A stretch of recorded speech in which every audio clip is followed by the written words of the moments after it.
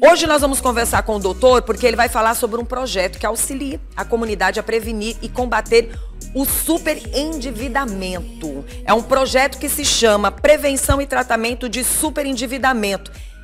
E a notícia boa quem vai dar é ele. A notícia boa quem vai dar é ele. Tudo bem, doutor? Seja bem-vindo mais uma vez ao nosso programa.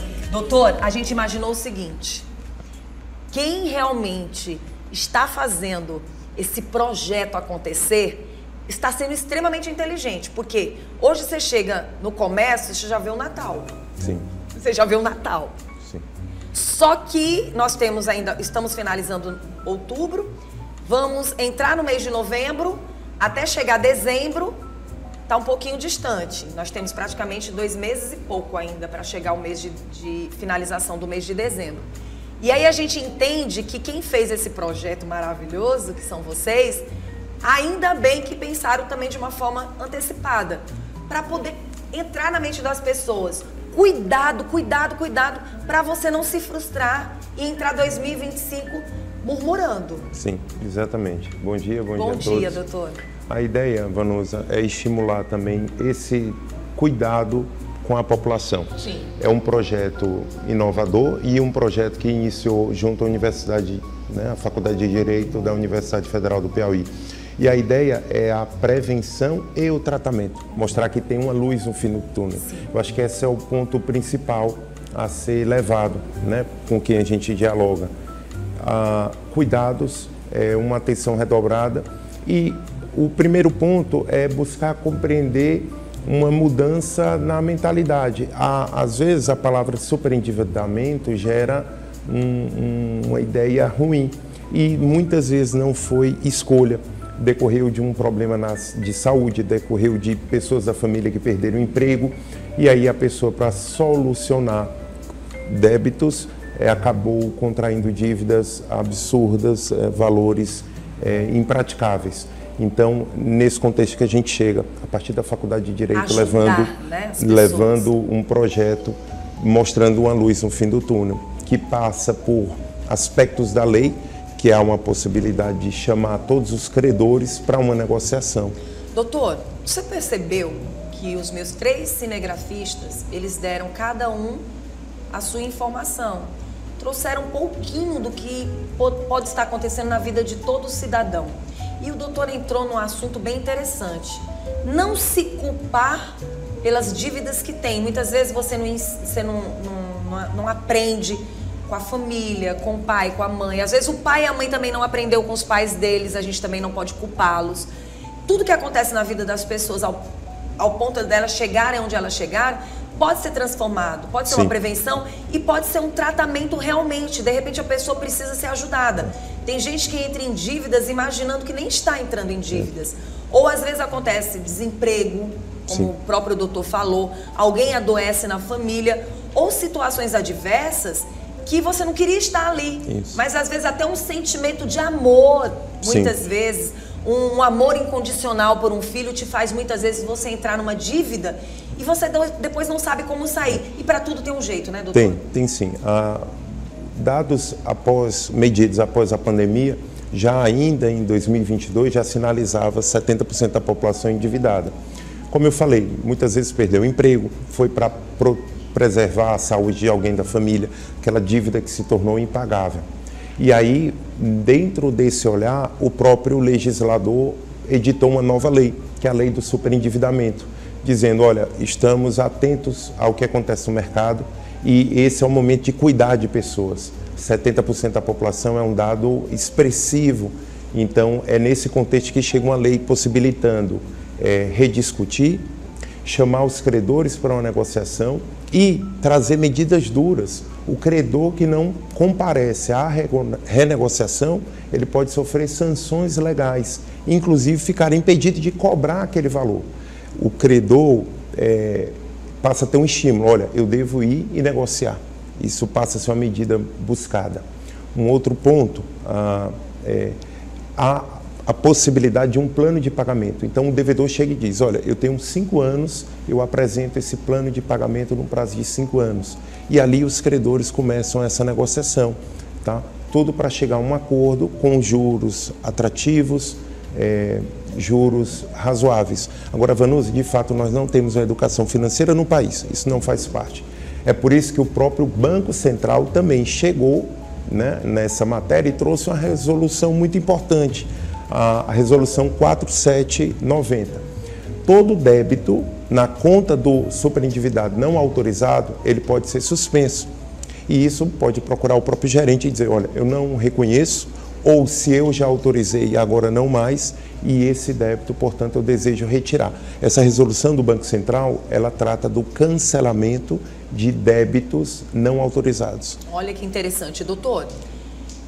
Pelo que eu entendi, 70% da população está endividada dentro do Brasil. Exato. 70% é a mais do que a metade. Sim. Isso é muito sério. Para completar os 100%, só 30% a mais. E isso é muito sério. O que tem chamado bastante atenção? A população, será que tem que ficar atenta também com os boletos que muitas vezes recebe em sua casa? Vanusa, eu acho que precisa de um cuidado maior por parte da população, mas nós não podemos negligenciar que o crédito hoje é dado de forma irresponsável. E isso também é um cuidado da lei. Veja que há figuras que nós consideramos muito duras para o devedor, como, por exemplo, o cartão consignado. A pessoa passa anos pagando e a dívida só aumenta. Então, eu colocaria uma meia-culpa. Parte da população precisa se inteirar, conhecer essa resolução que nós falamos do Banco Central. Você pode cancelar débitos não autorizados e precisa também um controle maior por parte da resolução, as autoridades públicas. Não tendo esse acordo, aí sim há a possibilidade da fase judicial, inclusive para limitar juros e aí forçar os credores a receber um valor justo. Doutor, eu não sei, porque eu não entendo do assunto, não sou profissional dessa área financeira, mas tem coisa que está muito na cara. O que a gente percebeu com a chegada do Pix? Foi maravilhoso. Sim. Mas a gente tem percebido também que aquelas pessoas que não tinham no caixa dinheiro fácil, hoje percebe que tem muito dinheiro chegando na conta das pessoas. Sim. E tem muita gente que não está preparado para mexer nas contas e muito menos com dinheiro. E elas imaginam que elas vão dar conta de pagar o que não são delas. E o que a gente percebe? Às vezes a sensação que a gente tem é que tem muita gente mexendo com dinheiro, mas com dinheiro que não é delas. Muita gente utilizando um dinheiro que vira uma bola de neve. Sim. E que elas não vão conseguir se sair. Qual seria a orientação e como é que vocês veem? Vamos explicar para quem está em casa. Esse projeto que vocês chamam de prevenção de tratamento de superendividamento, ele é gratuito. Sim. Como é que ele chega na vida das pessoas e como vocês podem ajudar as pessoas a ficarem atentas, saberem o que elas estão mexendo, aonde elas estão se endividando, o cuidado que elas devem ter com o dinheiro que muitas vezes está ali, mas não é delas. Elas vão utilizar, mas depois elas vão ter que cobrir. E elas têm que entender que elas têm um dinheiro delas e tem um dinheiro que não é delas. E que naquele momento, esse dinheiro vai pagar toda uma conta. E esse dinheiro que está aqui não vai resolver o problema. Isso. O contexto de chegada dessa lei, Vanusa, foi também para limitar essa oferta, né? Essa oferta sem limites. Veja que muitas vezes quem tem uma restrição ao crédito permanece recebendo ofertas de mais empréstimo, renovar esses empréstimos consignados. Então, muitas vezes está próximo ao fim e aí ele é renovado com juros ainda maiores e se torna uma dívida impagável. Então, tudo isso é possível. Voltar para uma discussão, reunir credores para uma negociação. Eu acho que é esse o recado que precisa ficar. Os superendividados têm uma possibilidade de discutir toda a dívida que possui, buscando trazer valores justos e que esse é o recado para os credores, financeiras, bancos. Se não aceitarem valores postos na negociação, vem uma fase judicial para essa cobrança, né? Agora, doutor, vocês estão trazendo um projeto que vai facilitar muito a vida do cliente, principalmente a vida dessa pessoa que está super devendo. Por que a gente fala assim? Porque quando você chega num local e muitas vezes você quer negociar, muitas informações não são claras, não chegam até essa pessoa e muitas situações as pessoas levam para casa e se frustram mais. Porque muitas vezes vai procurar um profissional, talvez o profissional maravilhoso, mas que aquela pessoa não vai ter condições de arcar com aquele dinheiro para poder resolver esse problema. Tem muita gente vivendo essa situação, mas aí vocês, nesse exato momento, em outubro, pensando com certeza em melhorar a vida das pessoas e, claro, fazer com que a economia gire, porque não adianta você dever, não ter dinheiro para pagar e nem ter dinheiro para consumir, porque, sinceramente, isso não faz a economia ficar parada? Faz. E também há uma possibilidade, Vanusa, de pegar essa pessoa que já não tem como custear a sua própria vida, pagar a moradia, plano de saúde, instrução dos filhos. Para esses casos extremos, a pessoa também deve buscar o judiciário, né, para limitar o valor dos descontos. E é isso que a lei também protege. A pessoa que tem a vida já compromissada, ela pode buscar o judiciário para limitar a 30% o valor dos descontos. Isso já parte da lei também, dizendo que é possível no judiciário a redução a 30%. É o recado da lei dizendo, olha, para que essa pessoa tenha moradia, alimentação, instrução dos filhos, desenvolver a cultura, lazer, é possível manter a sobrevivência dela. Por isso que, no extremo, quem já está numa situação mais delicada, recomendo, né, que busque sim o judiciário para essa limitação a 30%. Então, os consignados, empréstimos, despesas ficariam limitados a 30%. E aí ela passa a ter todo o restante disponível para a vida, né, para sobreviver. Doutor, como é que esse projeto vai chegar na comunidade, na vida das pessoas? Bom, esse projeto, Vanusa, ele segue sendo ampliado. A nossa ideia começou a partir do atendimento de servidores da Universidade Federal. A próxima etapa é linkar com outros setores também da sociedade, né? Nós temos a ideia de expandi-los. O que é que nós temos já à disposição? Cartilha, informações e vídeos para ajudar quem nos assiste, né, a ter um pouco de informação. E como é que a gente chega a ter todas essas informações? Eu posso deixar também o Instagram, lá tem um acesso também, e vou colocar a cartilha disponível para os interessados. Pronto, qual é o Instagram? Esse Instagram que está na telinha, né? Demeval Nunes, exato. Pronto, Demeval Nunes, né? E Demeval Nunes. E o outro faculdade UFP. Lá já tem todas as informações que as pessoas precisam. Quando a gente fala de 70% da população, 70% da população brasileira se encontra em uma situação de endividamento. Existe uma lei, então, que ajuda e ampara o consumidor. É importante que o consumidor não se sinta tímido. Quem não deve hoje? Vanusa, o crédito mudou. Então, o crédito hoje, mais do que o poder de compra, ele é um veículo da vida. Eu preciso do crédito para comprar o carro, eu preciso do crédito para comprar a casa. Então, eu preciso do crédito até para ter segurança, porque você não sai mais com grandes valores no bolso. Então, todo o dinheiro magnético, o cartão. Então, o crédito é a manutenção da própria vida. Nós precisamos do crédito. E eu acho interessante, doutor, que o senhor foi extremamente simpático, mas você acredita Obrigado. Que tem gente que precisa do crédito para se alimentar. Também. Para colocar um combustível no carro, para trabalhar. Isso. E muitas vezes tem gente aí que não tem ideia de como se sair dessa bola de neve. E olha a oportunidade que nós estamos trazendo nesse mês de outubro.